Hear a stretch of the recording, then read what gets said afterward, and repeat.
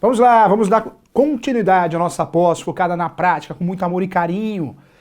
Esse projeto da pós-graduação, eu sou suspeito a falar, na minha opinião, um dos mais bonitos.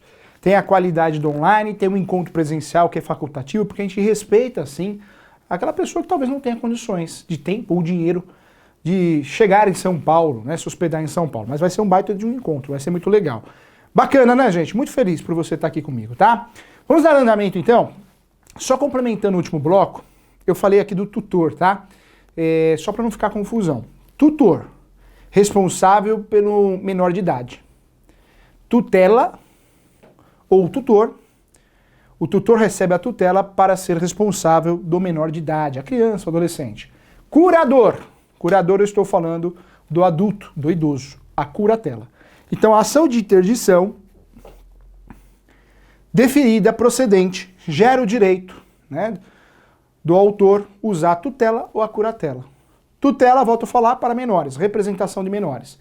Curatela de maiores, adultos e idosos, tá bom? Matou, né? Só para não restar dúvida, tá, gente? Porque eu falei no último bloco, falei, não, deixa eu só dar uma ratificada aqui para ficar legal, tá bom?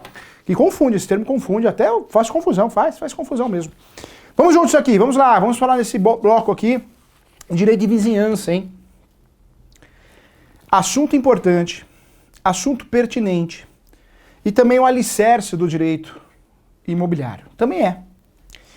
Toda vez que eu falo em direito de vizinhança, nós temos direito material e temos o direito processual. Nós temos várias ações de direito de vizinhança que são ações próprias de direito imobiliário. Esse assunto é importante, hein, gente? Presta atenção aqui. Vamos lá.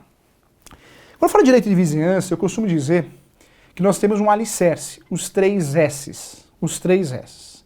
Saúde, segurança e sossego. Professor Júlio, quando o meu vizinho pode me processar? Ou quando eu posso processar o vizinho?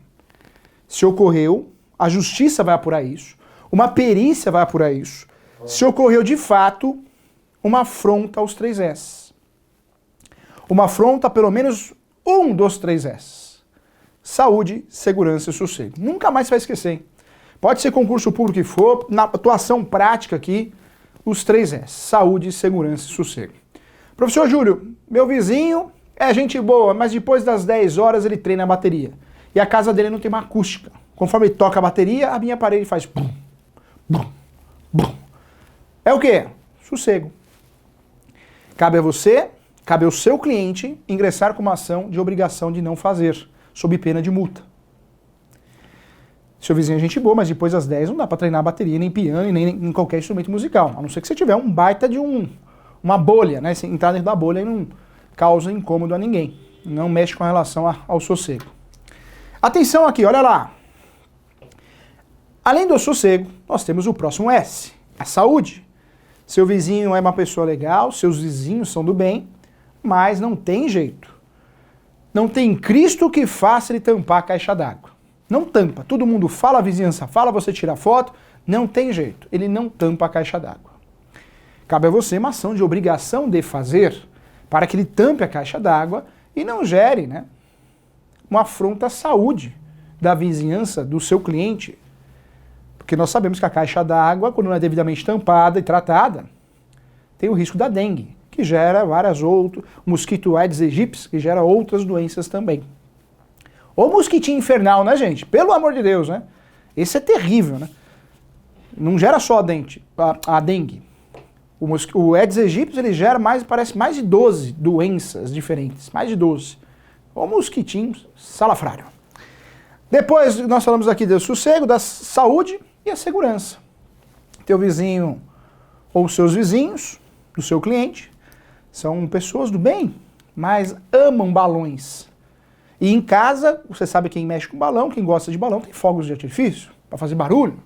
Em casa eles guardam tantos fogos de artifício que se explodir, explode o quarteirão inteiro. Nome, estou falando da segurança, né? Explode o quarteirão inteiro. Então olha só, qualquer afronta, professor Júlio, vou atender um cliente. Quando que eu sei que é caso de processo? Toda vez que não resolva na conciliação. Não resolveu na conciliação, não tem jeito. Cabe uma ação. Normalmente essa ação é obrigação de fazer obrigação de não fazer. Cuidado, tá? Nós temos a obrigação de fazer e não fazer também na execução. Não confunda, aqui eu estou falando da ação mesmo. Processo de procedimento comum. Tá? Ação de obrigação de fazer e ação de obrigação de não fazer. Em prol de uma afronta a um dos 3 S's ou aos 3 S's, né? Pode ser cumulativo. Saúde, segurança e sossego. Esse é o alicerce do direito de vizinhança, hein, gente? Esse é o alicerce, hein? Vamos lá, vamos trazer um conceito que eu uso no meu livro, hein? Que é esse aqui. Cadê o meu livro aqui do professor? Aqui, opa, aqui, ó. Você provavelmente já tem esse, o Manual de Prática em Direito Imobiliário. Esse aqui foi o último lançamento. Direito Imobiliário de A a Z, ficou muito bom, hein? Esse aqui ficou muito legal. Muito bom mesmo. E você que não tem, tem também aqui o Vademécum Imobiliário Registral, tá bom? Muito bem organizado para você, com muito carinho. Vamos lá, vamos juntos aqui, olha só. O direito de vizinhança é uma limitação ao direito de propriedade e preza para que esteja utilizada de maneira correta para a possibilidade da coexistência social. Eu gosto muito do meu conceito, suspeito a falar, mas eu acho que ele é didático, né? O direito de vizinhança é uma limitação de propriedade, e é mesmo. Professor, quais são as limitações do direito de propriedade? Uma delas, o direito de vizinhança. E o que é direito de vizinhança? Uma proteção. A afronta aos 3 S's. Acho que fica bem didático assim. O professor Washington de Barros Monteiro também traz um conceito bem interessante que eu gosto também. Então olha só. Os vizinhos, ou os direitos de vizinhança, constituem limitações impostas pela boa convivência social, que se inspira na lealdade e na boa-fé. A propriedade deve ser usada de tal maneira que torne possível a coexistência social para que as pessoas possam viver de forma livre, respeitando os limites impostos pelo Código. Também é bem bacana o conceito dele. Gosto também, acho um conceito bem didático em relação ao direito de vizinhança. Quando nós falamos de direito de vizinhança, o direito de vizinhança em si, ele é estudado no Código Civil. Nós temos os artigos 1277 até 1281, que vão tratar dos eventuais direitos de vizinhança. Artigos importantes que definem o direito de vizinhança. O direito imobiliário tem tudo a ver com o direito de vizinhança porque envolve imóvel, propriedade. E você sabe que dá confusão. Dá confusão. É umidade que dá. É questão de uma árvore, é questão da calha que entope por causa da árvore do vizinho. Problema, dor de cabeça em relação ao direito de vizinhança não falta, né, gente? Não falta. Não falta mesmo. Então é uma realidade. Quando nós falamos de direito de vizinhança, o alicerce, saúde, segurança e sossego, os 3 S's, ele também é aplicado lá no direito condominial. Nos direitos e deveres dos condôminos, tem a ver com o direito de vizinhança. Então nós também usamos fundamentos do Código Civil no que diz respeito ao direito de vizinhança lá no direito condominial. Assunto também muito interessante. Olha só, o que é importante lembrar?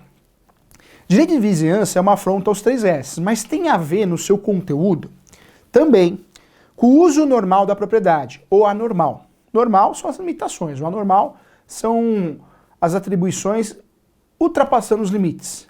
Uso anormal, a anormalidade do direito de propriedade, que seria a afronta aos 3 S's. Também tem a ver com o direito de vizinhança, e não poderíamos deixar de falar, as árvores. Isso, as árvores, chamadas de árvores limítrofes. Tem a ver com o direito de vizinhança também. Então anota aí também. A passagem forçada também tem a ver com o direito de vizinhança, também estudada pelo Código Civil. Também é um assunto que nos interessa. A servidão de passagem, tem a ver com o direito de vizinhança. O direito de vizinhança ele tem como finalidade a proteção, o bônus. Uma proteção à afronta aos 3 S's. Mas o direito de vizinhança não é tão simples assim. Na nossa pós-graduação, nós vamos sempre aprofundar o assunto nas questões práticas importantes.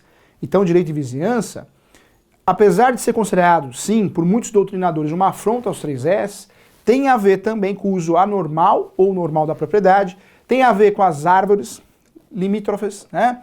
Tem a ver também com a passagem forçada, e alguns chamam de servidão, nós vamos falar sobre isso, a servidão administrativa, e tem a ver também com a passagem de cabos e tubulações. Então, o direito de vizinhança também tem a ver com a passagem de cabos e tubulações, ok? O direito de vizinhança também tem a ver com as águas. Claro que tem, né? Tem a ver com as águas também. Está lá dentro do estudo de direito de vizinhança. Outro detalhe que não podemos esquecer, hein? Que é importante aqui aprofundar na nossa pós-graduação. O direito de vizinhança também tem a ver com os limites de prédios e do direito de tapagem, tá? Também tem a ver. Prédios e direito de tapagem. Não vamos esquecer, direito de vizinhança também é o direito de construir, hein? Também de construir. Quando eu falo direito de vizinhança, é importante lembrar que o direito ambiental, nós temos sim no direito ambiental diversas discussões, né, gente? Diversas discussões. Quem fiscaliza o direito ambiental? A União, o Estado, o município. Todo mundo fiscaliza. O direito ambiental pode propor uma ação de direito ambiental. O direito de vizinhança, eu faço uma conexão, por quê? Quem fiscaliza o direito de vizinhança? Todo mundo também. A União, o Estado, o município pode editar normas sobre o direito de vizinhança, pode, regras, e pode os vizinhos entrarem em atrito, em litígios. Por isso o direito de vizinhança vem porrada para todo lado, por isso serviço tem na advocacia, hein? Vem porrada para todo lado. Vizinho quer processar vizinho, ou, né, talvez um ente federativo, a União, Estado, município, possa impactar também numa afronta ao direito de vizinhança. Por isso eu equiparo aí com o direito ambiental. Ele é meio difuso e coletivo, esse direito de vizinhança, na minha opinião. Quando eu falo de direito de vizinhança, também vale a pena lembrar que nós temos muitas normas municipais, hein? Municipais, muitas normas municipais.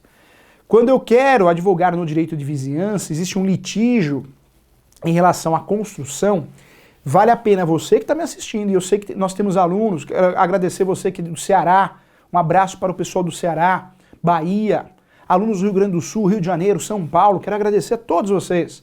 Um abraço, Odilon, para você, né, professor que sempre trabalhando demais, às vezes tem dificuldade de retornar, porque sai de uma aula, entra numa reunião, sai de uma reunião, começa a fazer uma peça, é uma vida muito corrida, o professor está chegando num momento que eu estou fazendo escolhas, esse curso foi uma escolha minha, eu sempre quis trabalhar com uma pós que tem qualidade e preço. É isso que tem que acontecer, chega de etiqueta. Eu acredito que quem tem que ganhar, quem tem que ser vencedor de fato, o mais esforçado, não é aquele que tem aí uma situação privilegiada, não. Então, aquele que gosta de estudar tem que ter acesso, é isso. Todo mundo tem direito de ser feliz, não é isso? Então é um sonho, é uma pós-graduação com um objetivo de democratizar, sim, né, o conhecimento. Precisamos de uma advocacia melhor, de uma corretagem melhor, de transações imobiliárias bem feitas, de escreventes cartorários bem atualizados, e é esse sonho que o professor consegue realizar nessa pós aqui. Então, vou ser muito sincero, hoje o professor, apesar de ainda coordenar 27 pós-graduações, cada vez mais você vai me ver nos projetos que eu tenho amor, né? Aqueles projetos que têm uma finalidade pessoal para mim, como esse que é uma finalidade social. Porque a questão não é mais dinheiro, né? A questão é a gente conseguir fazer o bem. E ponto final. Olha só que interessante, ó. Então nós temos no direito de vizinhança vários assuntos determinantes e importantes. Direito de vizinhança é o limite do direito de propriedade. São as afrontas contra os 3 S, saúde, segurança e sossego. Mas tem a ver com o direito de vizinhança, é pertinente à nossa matéria, também o direito de construir, também passagem, servidão. E volto a falar, nós temos muitas normas municipais. Plano diretor trata, sim, de diversas regras importantes aqui no direito de vizinhança. Estamos estudando aqui a parte material. A hora que eu chegar na parte processual, você vai ver que nós temos ações próprias de direito de vizinhança. Ações interessantes, ações importantes, hein? Espera aí que nós já vamos já, tá bom? Vamos lá, vamos juntos aqui, olha só. Quando eu falo de direito de vizinhança, tem um material completinho para você. Toda aula, o ESO tem esse compromisso, hein, gente? Toda aula a gente tem um material de apoio, material de estudo. Aqui você compra após e ganha o material. Ou compra o material e ganha após. Então leia o material, esse material vai te ajudar. Eu garanto para você que você assistindo todas essas aulas e lendo o material, você vai ficar um profissional muito completo, muito competitivo no que diz respeito às transações e negócios imobiliários, tá bom? Ao direito imobiliário. Vamos juntos aqui, olha só. Como é tratada a instalação de objetos que invade o imóvel do vizinho? Nós sabemos que não tem jeito, né, gente? O vizinho, ele pode ter a propriedade, e a propriedade já tem limites. Direito de vizinhança é tratada como limite da propriedade. Nós temos diversas situações aqui que, por algum motivo, mesmo afrontando o direito de propriedade, precisa passar um cabo por cima da sua casa, por cima, em frente, e você não tem como evitar. Muitas vezes até uma passagem forçada, o nome disso servidão, que pode ser judicial, nós vamos conversar sobre isso. Nós temos aí, então, o estudo dos limites da propriedade. E o direito de vizinhança, muitas vezes ele é tratado de forma coletiva. Um exemplo, uma passagem. Um exemplo, tubulações, fios, né? Se é para levar energia, tem que passar. Essa é a regra do jogo. Vamos lá, vamos tratar do conceito aqui, um conceito importante então. Olha só, que o professor Luiz Aguiar trata, professor naturalizado brasileiro, espanhol, mas fala muito bem sobre direito de vizinhança. Então anota aí, olha só. Os pontos geradores de conflito entre os moradores de imóveis limítrofes é justamente a instalação de objetos na parede divisória, que ultrapassem o limite da divisa entre elas. Nesse aspecto, por exemplo, tende-se às máquinas condensadoras de ar-condicionado, cuja utilização é bastante comum nos dias de hoje. É bastante difícil imaginar que exija ou exista um apartamento ou sala comercial que não utiliza o aparelho de ar-condicionado. Então, ou seja, muitas vezes a parede não é sua. Nós sabemos que muita gente constrói, mas não tem a sua parede. O ideal é que cada um tenha a sua parede. Em várias legislações municipais, inclusive, nós temos a regra que cada um tem que ter sua parede. Mas, infelizmente, não é assim, né, gente? Muitas vezes você usa a parede do vizinho e você fura para instalar um ar-condicionado, fura para instalar um suporte numa TV. Então, existe sim uma discussão se isso seria permitido, vedar, proibir ou não. Essa discussão é levada em consideração e o que pensa os nossos tribunais? Que você só pode pendurar, olha só, hein? Só pode pendurar objetos na parede se a parede for sua. Ou seja, mesmo que você use um imóvel comercial, um estacionamento, um lava-rápido, uma padaria, se a parede não é sua, você não pode pendurar nada. Se o vizinho implicar, você vai ter que tirar. E se não tirar, ele pode ingressar com uma ação de obrigação de não fazer, se gerar algum dano para o lado de dentro da propriedade dele. Cada um tem que ter sua parede. Essa é uma regra importante, tá? Outro detalhe importante também é o artigo 1299 que eu quero tratar com você. Olha o que diz o artigo 1299. O direito de vizinhança requer cuidados e proteções em relação ao terreno e edificações. Então, o 1299 ele traz mais ou menos o conceito aqui do direito de vizinhança, a regulamentação. Os limites impostos. Nós já falamos que você está craque os 3 S. Quando eu falo do artigo 1299, não podemos deixar de fazer referência ao 1277, hein? O 1277 também é um artigo importante no que diz respeito a direito de vizinhança. Olha o que diz o artigo.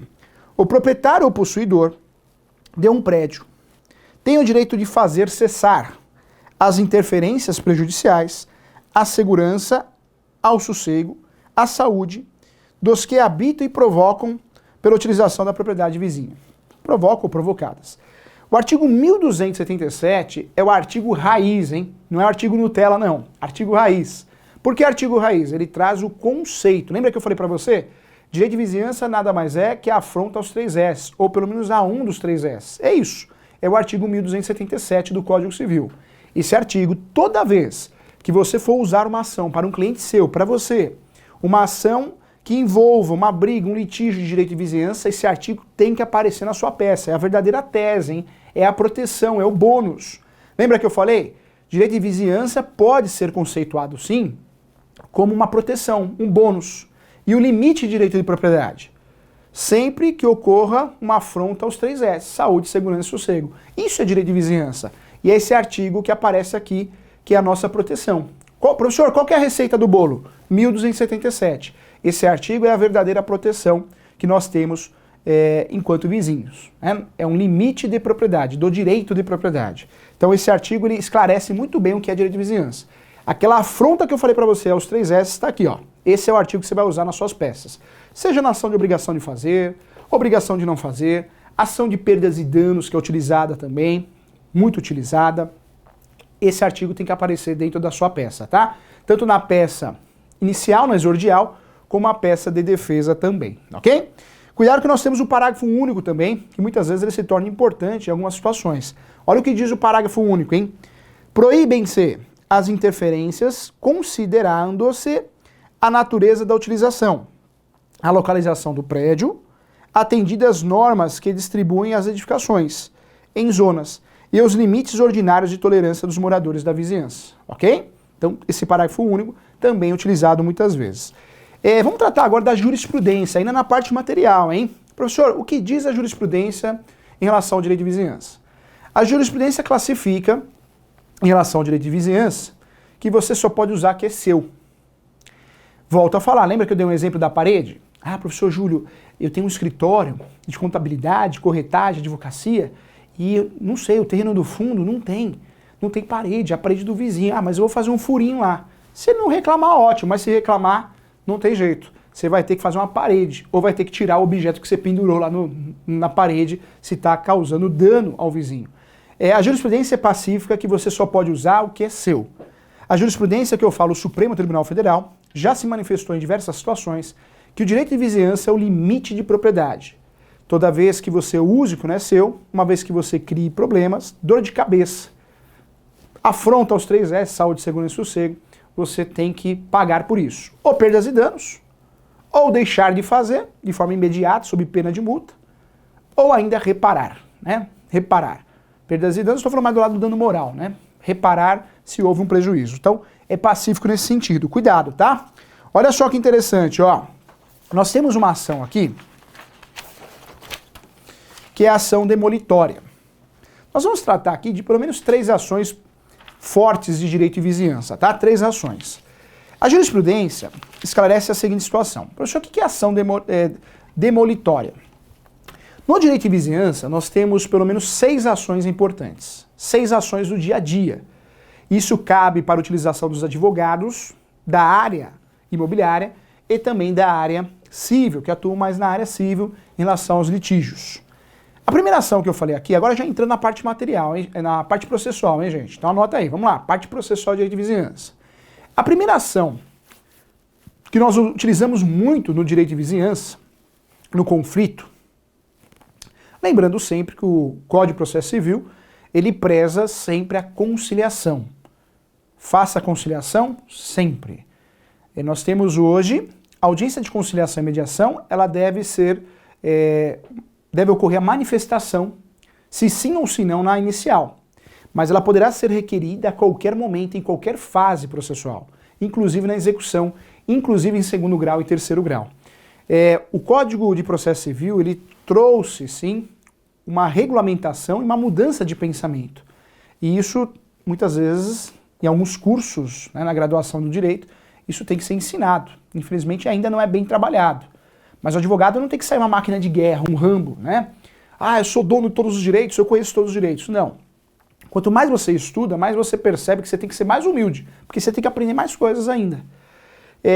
O direito de vizinhança segue a regra de todos os processos. Sempre tentar conciliar, conversar com o vizinho, numa boa, tentar por e-mail, sempre tentar conciliar. Eu sou a favor, quando o nosso escritório é contratado, nas ações de direito de vizinhança, sempre pedir audiência de conciliação, sempre. Na inicial, eu sempre peço, mesmo que o cliente não queira. Eu oriento ele que tem que pedir. E por que eu falo isso? Porque às vezes o acordo resolve, né? E se não resolver, é um processo demorado, cansativo. E muitas vezes o que vai resolver no processo de direito de vizinhança é uma perícia, né, gente? E a perícia, você sabe que o custo é alto, ela é onerosa. E quem paga a perícia, em regra? Quem pede. O artigo 98 do Código de Processo Civil aparece lá. O artigo 98 é o artigo que trata da justiça gratuita. Qual que é a regra do processo? Nós pagamos o processo, salvo exceção se a gente pedir a justiça gratuita e for concedida a justiça gratuita. Se a gente pedir e for concedida a justiça gratuita, legal. Aí o nosso cliente, em regra, não deveria pagar a perícia. Que existe uma discussão muito grande. Se você for no artigo 98 do Código de Processo Civil, está lá. O perito, ele não pode cobrar, ou pelo menos não tem a parte com os benefícios da justiça gratuita, arcar com a perícia. Mas na prática é diferente da teoria, né? Muitos juízes, se não a maioria, informam que o perito tem gastos. O que está sendo cobrado não é a perícia, são os gastos do perito. Mas é engraçado que a perícia é 5 mil e os gastos dele também é 5 mil. Ou seja, o brasileiro é feito de bobo todo dia, não é isso? que eu faço muito nas minhas peças e oriento você? Você que é advogado. Se você pediu justiça gratuita e na sua ação tem perícia, peça a aplicação, se o seu cliente é beneficiado pela justiça gratuita, artigo 98. Peça a aplicação do artigo 98. O juiz vai despachar provavelmente que não. Olha, veja bem, não é gasto, viu? Não é gasto, isso daí é só os gastos, não é honorários, são só os gastos cobrados pelo perito.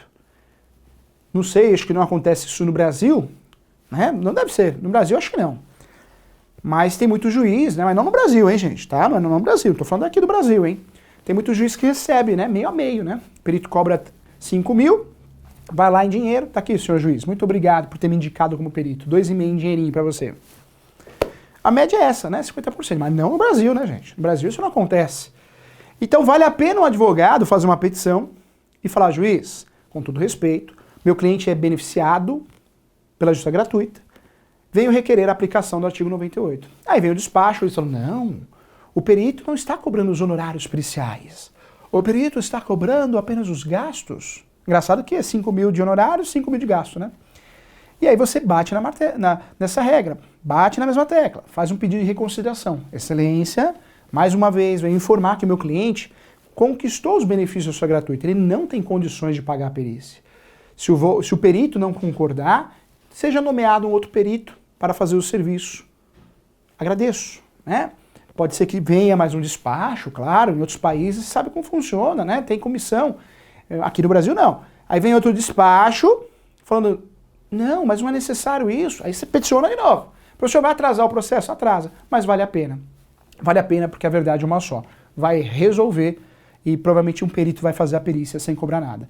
O mal nosso, ó, presta atenção aqui no professor com muito carinho, o mal do brasileiro, o mal do advogado brasileiro, que a gente só grita quando não precisa. Faz escândalo quando não precisa, é arrogante quando não precisa. Agora a hora que você precisa bater na mesa e falar assim, não, tá na lei, por favor, juiz, com todo respeito. Educadamente, você pede, solicita que seja cumprida a lei, não. Aí você esconde embaixo da mesa, não é isso? Esse é o momento de você falar, opa, peraí. Excelência, está no artigo 98. Se está no artigo 98, artigo que esclarece o que é considerado benefício da justiça gratuita e quais os serviços vão entrar em relação à justiça gratuita, eu quero que seja cumprido. Eu quero que seja feito o acompanhamento do artigo. Mas não, né? Aí vai o advogado e faz o quê? O que ele faz? Tá bom, juiz, né? Já deposita os honorários do perito. Não faz isso. Nós só vamos ter um país melhor, né, e menos corrupto quando todo mundo começar a levantar a mão no momento certo, com educação, e cobrar. E cobrar que seja respeitada a lei. Não é isso? A lei é para isso.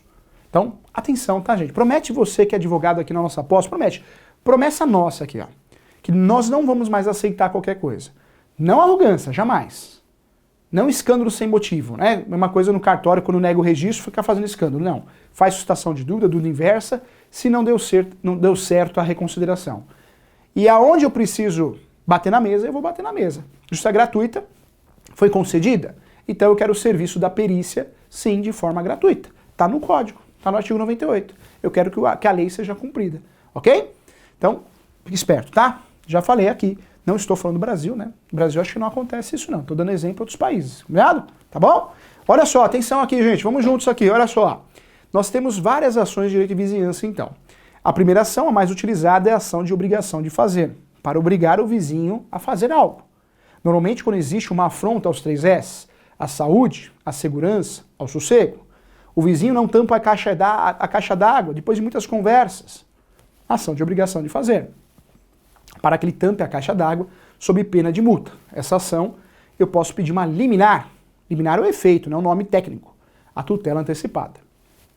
A ação de obrigação de não fazer é a segunda ação mais utilizada no direito de vizinhança. Obrigação de não fazer para que ele não faça. E se fizer, vai pagar multa. Eu posso fazer uma ação de obrigação de fazer. O professor fez uma ação recentemente por causa de uma bateria. O vizinho tocava a bateria depois das 10, o horário que ele chegava da escola. Essa é uma ação que pode ser feita, também ser cobrada a multa. O professor também fez há pouco tempo atrás uma ação de obrigação de não fazer, porque a casa virou um prostíbulo e as vizinhas, 2 irmãs, não concordavam com isso, então contrataram o escritório de advocacia para fazer uma ação para que não ocorresse né, o trabalho, né, o trabalho mais antigo aí do mundo. Então, também foi utilizada a ação de obrigação de não fazer.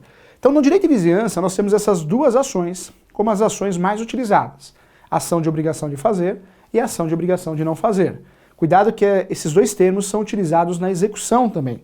Aqui no direito de vizinhança, esses dois termos são utilizados como uma ação de procedimento comum, hein, gente? Ação de procedimento comum. Então, abre o olho aí.